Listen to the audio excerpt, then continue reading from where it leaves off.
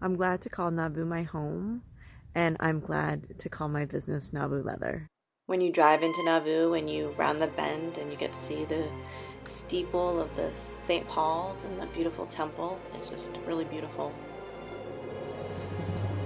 The town is really small and really short, Main Street, and it just takes a few minutes to drive right through it. Blink and you might miss. Though the town might be small, there's a lot of things to do and there are a lot of places to stay.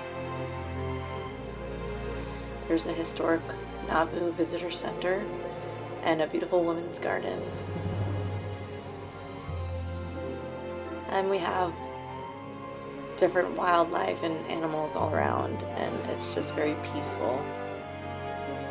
Old buildings and sweet, quaint paths. It's fun to just go around and explore the beautiful scenery. There's a lot of history in Nauvoo, and we're right on the Mississippi River, so we get a lot of neat wildlife here, and I think you should come check it out.